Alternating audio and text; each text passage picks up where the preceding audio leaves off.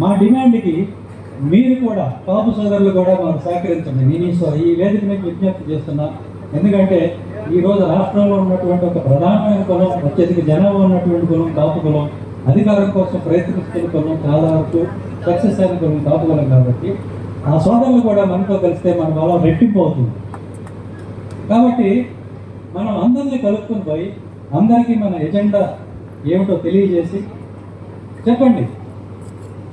మీరు మా దళితవాడ పంచాయతీకి మద్దతు కనిపిస్తే మేము మీకు మద్దతు ఇస్తాం. మీ పాప నాయకుడిని మీరు ముఖ్యమంత్రిని చేసుకోండి. మా దళిత నాయకుడిని ఉప ముఖ్యమంత్రి చేయండి. మా హర్ష్ కుమార్ ఉప ముఖ్యమంత్రి చేయండి. మా విజయ్ కుమార్ ఉప ముఖ్యమంత్రి చేయండి. మా జాడా శ్రావణ్ ఉప ముఖ్యమంత్రి చేయండి. చెప్పండి. నేనేం కావాలి? నేను ఎన్నికల్లో టికెట్ ఇస్తే కూడా నాకు వద్దు, దళితవాడ పంచాయతీ కావాలని నేను టికెట్ వదులుకుంటేనే ఆ మాత్రం హామీ వచ్చింది. ఉప ముఖ్యమంత్రి అంటే 2 సంవత్సరాలు దిగిపోతే తర్వాత అట్లా కాదు, 5 సంవత్సరాలు ఆయనే ఉండాలి. అలాంటి ఉప ముఖ్యమంత్రి కావాలి. కాబట్టి మిగతా కులాలను కూడా కలుపుకోండి, కలవండి. వాళ్ళతో మనకి భేదం లేదని చెప్పండి.